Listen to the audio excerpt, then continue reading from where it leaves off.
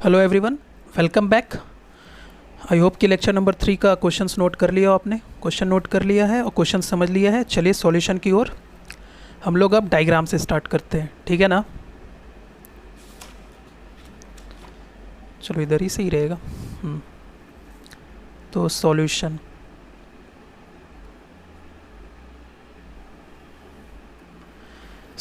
Diagram बना रहा हूँ, अच्छे से समझना।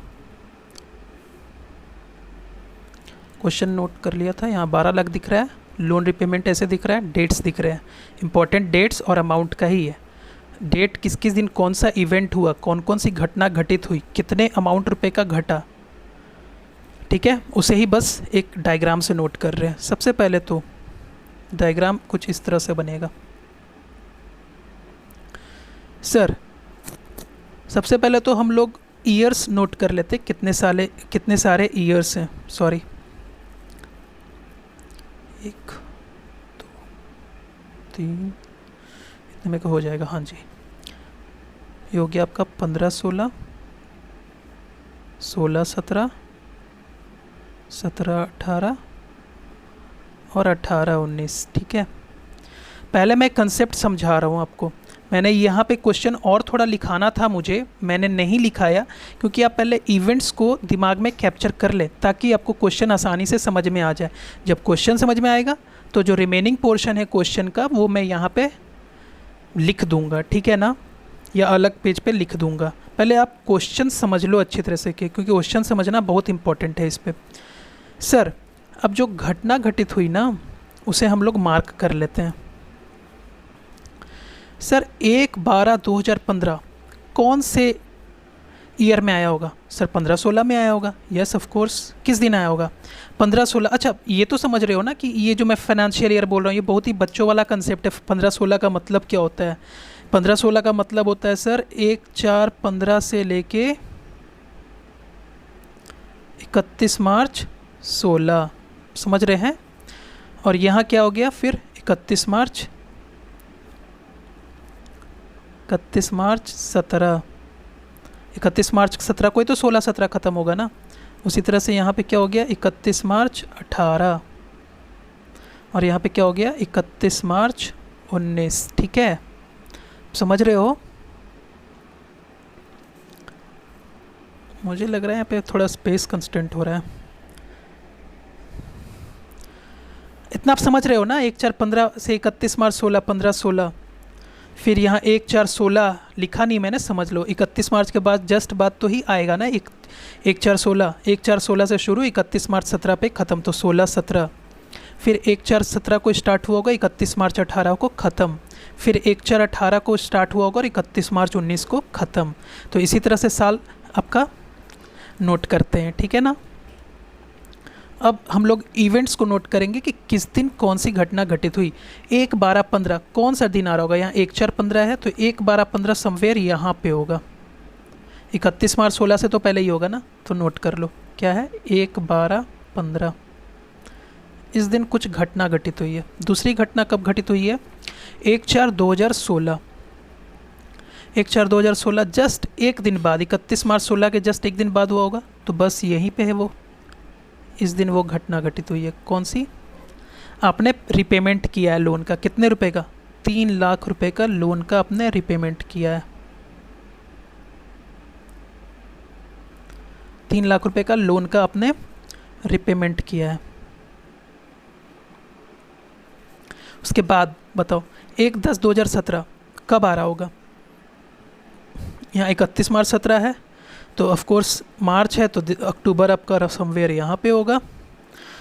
ये आ गया आपका सर कौन सा दिन है? 1/10/2017।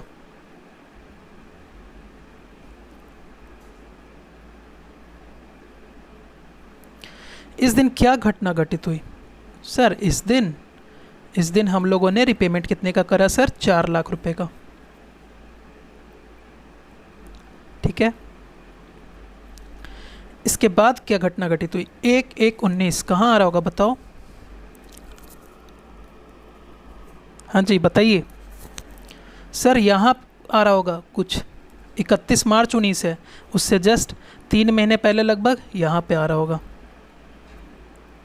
कौन सा डेट है? 1/1/2019। ठीक है,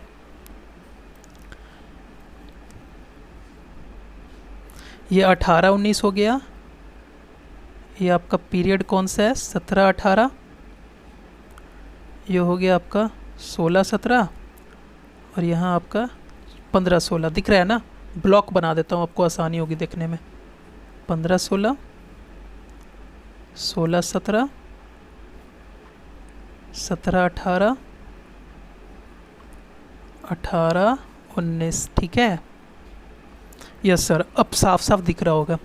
अच्छे से डायग्राम बनाएं, क्योंकि अगर आपको डायग्राम क्लियर होगा तभी कंसेप्ट भी क्लियर होगा और क्वेश्चन भी क्लियर होगा। ये क्वेश्चन पूरा नहीं है, क्वेश्चन में मैंने जो डेटा दिया है ना उसका बस मैंने डायग्राम के फॉर्म में लिखा है, क्योंकि ये समझोगे तभी आगे समझोगे। क्वेश्चन में जो रिक्वायरमेंट है कि क्वेश्चन तो दे दिया सर, लेकिन करना क्या है, करना जो भी है वो मैं लिखवाऊँगा। पहले क्वेश्चन समझ लो तब, ठीक है ना। चलिए सर, जैसा कि हम लोग क्वेश्चन कर रहे हैं प्री एक्विजिशन इंटरेस्ट का, उसके कंसेप्ट से डील करेंगे।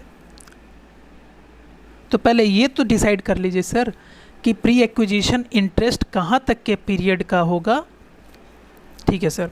सर इंटरेस्ट कैलकुलेट किस पे करते हैं? सबके दिमाग में ये क्वेश्चन आना चाहिए सर कि इंटरेस्ट कैलकुलेट किस पे करते हैं। ऑफ कोर्स सर, लोन पे करते हैं।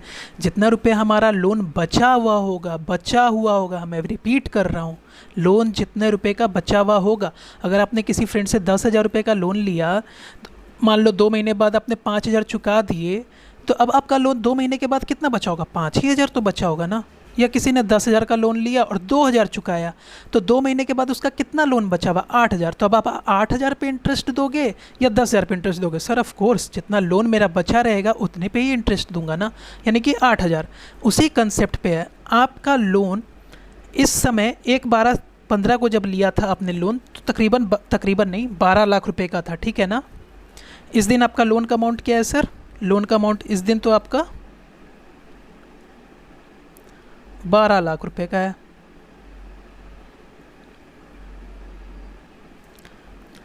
अब 31 मार्च 16 के बाद आपका लोन का अमाउंट कितना बच जाएगा मालूम है?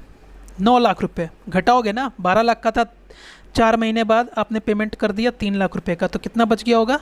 9 लाख रुपए का। तो बचे हुए 9 लाख के ही पे तो आप इस समय आप इंटरेस्ट कैलकुलेट करेंगे। समझ रहे हो ना मेरी बात? यस सर, समझ ही रहे होंगे। तो मैं अब कुछ इस तरह से डायग्राम को पढ़ा दे रहा हूँ। सर इस समय का पीरियड था, तो जो आपका ये पीरियड है 15-16 के लिए आपका जो लोन का अमाउंट जिस पे कि इंटरेस्ट कैलकुलेट होगा वो होगा 12 लाख रुपए। ठीक है सर। लोन कितने पीरियड बता दो, पीरियड कितने समय तक इंटरेस्ट दोगे? ऑफ कोर्स सर, जिस दिन लोन लिए उसी दिन से देंगे ना इंटरेस्ट, उसके पहले थोड़ी देंगे। कब लियो? 1/12/15, यानी कि दिसंबर, जनवरी, फरवरी और मार्च, यानी कि 4 मंथ्स। ठीक है। अब आइए सर, इस दिन एक घटना घटित हो गई, 3 लाख रुपए का लोन हमने रिपेमेंट कर दिया। Very nice. तो सर इस पूरे साल में आप कितने रुपए का आपका लोन का अमाउंट बच गया सर? 9 लाख रुपए का, क्योंकि सर आपने 1/4/16 यानी कि साल के शुरुआत में ही पेमेंट कर दिया, तो पूरे साल बचे हुए लोन अमाउंट कितना है? 9 लाख। इसी पे तो इंटरेस्ट कैलकुलेट कीजिएगा ना। Yes sir. अब सर यहाँ थोड़ा टेक्निकल है क्या सर? यहाँ से लेके यहाँ तक 9 लाख रुपए का ही लोन है। क्यों? क्योंकि पेमेंट तो आपने 1/10/17 को किया है, यानी कि 6 महीने तक आपका जो लोन अमाउंट है वो 9 लाख रुपीज़ का है, और जो रिमेनिंग 6 महीने बच गए, आगे के 6 महीने, वहाँ तक आपका जो अमाउंट होगा पेमेंट के बाद कितना हो जाएगा? 9 में से 4 गया 5 लाख रुपए। ठीक है ना, क्योंकि 1/10/17 को तुमने 4 लाख रुपए रिपेमेंट कर दिए, तो 9 लाख में से 4 लाख चला गया, तो 5 लाख अभी बच गया। तो बैलेंस 6 मंथ्स के लिए आपका जो लोन का अमाउंट हो गया वो 5 लाख रुपए हो गए। ठीक है sir? Yes sir. Very good. अब आपका 1/1/19 को आपने 2.5 लाख रुपए का रिपेमेंट किया। Very nice. तो इस समय तक, यहाँ तक 1/1/19 तक जो है आपका 1/1/19 तक आपका जो लोन का अमाउंट रहेगा वो 5 लाख रुपए होंगे। कितना पीरियड काउंट कर लो? पूरा 9 महीने हो गए। Yes sir, 9 months. कहाँ से? 1/4/18 से लेके 31 दिसंबर, या 31 दिसंबर 18, क्योंकि 1/1/19 को तो आपने पेमेंट कर दिया, तो 9 मंथ्स होते हैं। और जनवरी, फरवरी, मार्च, जो 3 महीने अब हो गए, वो आपका बैलेंस लोन का अमाउंट होगा। बैलेंस लोन का अमाउंट कितने महीने के लिए होगा? 3 मंथ्स के लिए होगा। कितने रुपए का? 5 लाख में से इस दिन कितना पेमेंट कर दिया था? 2.5 लाख रुपए पेमेंट कर दिया था, 2.5 लैक्स। तो 5 लाख में से 2.5 लाख चले गए, तो 2.5 लाख रुपए का अब लोन अमाउंट बच गया। ठीक है, वेरी नाइस। आई होप कि सबने अच्छे से नोट कर लिया होगा इस डायग्राम को। अच्छे से नोट करना, ये बहुत ही इम्पोर्टेंट है।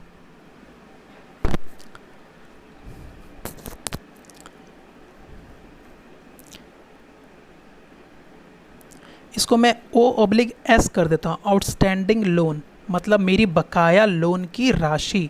अभी मेरी आउटस्टैंडिंग लोन कितनी हो गई सर? 9 लाख रुपए।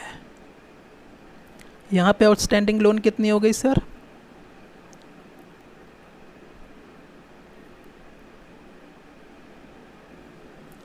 9 लाख रुपए। उसी तरह यहाँ पे 5 लाख है आउटस्टैंडिंग, यहाँ पे 5 लाख है, और यहाँ पे 2.5 लाख है।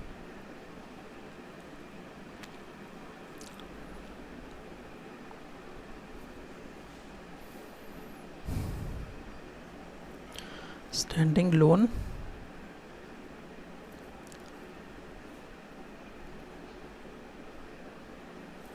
बहुत ही आसान सा है, कुछ भी नहीं। 12 लाख का लोन लिया था, इतना इतना इस दिन तक रिपेमेंट किया, तो अकॉर्डिंगली मेरी बची हुई लोन की राशि लिख रहा हूँ, उसी को आउटस्टैंडिंग लोन बच रहा हूँ, क्योंकि आउटस्टैंडिंग लोन लिख रहा हूँ, क्योंकि जो आपका लोन का अमाउंट जो बच गया उसी पे तो इंटरेस्ट कैलकुलेट होगा ना। हम लोग इंटरेस्ट का कैलकुलेशन ही करने वाले हैं।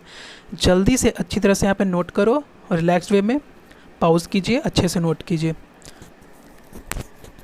इसके बाद मैं क्वेश्चन को जो रिक्वायरमेंट है, क्वेश्चन में कैलकुलेट क्या करना है वो लिखवाऊंगा, और क्वेश्चन सॉल्यूशन स्टार्ट करेंगे। इस डायग्राम को अच्छे से नोट करें, दिमाग में फिट कर लो, तब कैलकुलेशन आसानी से समझ में आएगा। ठीक है, मुझे लग रहा है कि दूसरा भी लेक्चर बनाना पड़ेगा, क्या करूं, क्वालिटी का इशू हो जा रहा है। तो लेक्चर नंबर 5 में मेरे ख्याल से कंप्लीट हो पाएगा सॉल्यूशन। नोट कीजिए अच्छे से।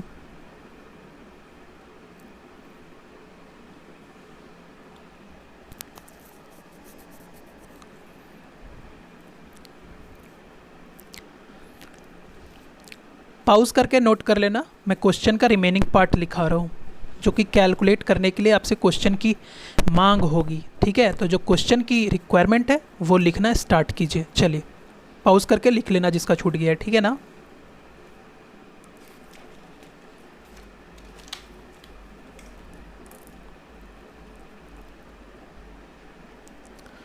हाँ, तो क्वेश्चन की रिक्वायरमेंट जो है सर, लिखो क्वेश्चन क्या बोल रहा है। Calculate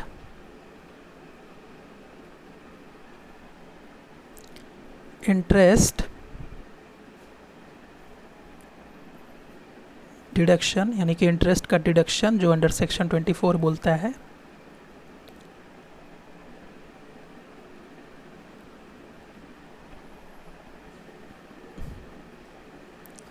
for previous year. आप टैक्स पढ़ रहे हैं, बोलने की ज़रूरत नहीं है, प्रीवियस ईयर और असेसमेंट ईयर ही बोला जाता है यहाँ, ठीक है ना।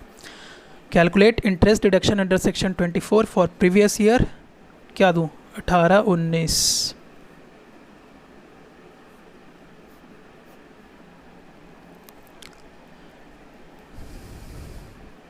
अब ये एक इन्फॉर्मेशन दिया जा रहा है कि कंस्ट्रक्शन जो थी आपकी कब कंप्लीट हुई है उसके बारे में।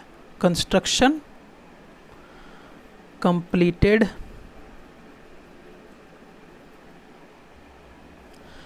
ऑन 14 फरवरी। ये डेट तो सबको याद ही होता है ना। मेरे फ्रेंड का बर्थडे है एक्चुअली उस दिन, ठीक है ना। कंस्ट्रक्शन कंप्लीटेड 14 फरवरी 2019, 2019 को, ठीक है।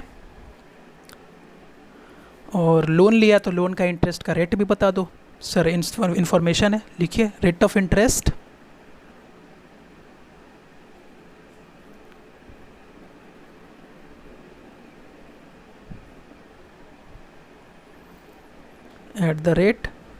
12%।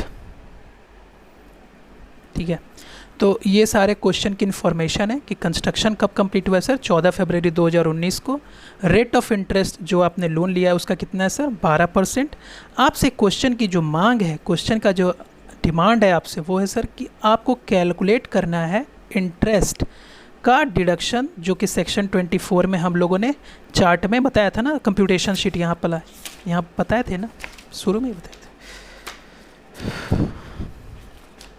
ये deduction under section 24 sheet, computation sheet याद आ गया होगा। तो सर आपको वही कैलकुलेट करना है, इंटरेस्ट का डिडक्शन अंडर सेक्शन 24। तो किससे, कौन से प्रीवियस ईयर के लिए, 18-19 के लिए। कंस्ट्रक्शन कब कंप्लीट हुई है सर, 14 फरवरी 2019 को। रेट ऑफ इंटरेस्ट जो है सर वो 12% है। मिलते हैं नेक्स्ट वीडियो में, नेक्स्ट सेशन में, लेक्चर नंबर 5 में। जब तक आप खुद से भी ट्राई कर सकते हो रफ शीट पे, मैं सॉल्यूशन के साथ प्रेजेंट होता हूँ नेक्स्ट वीडियो में। चलिए।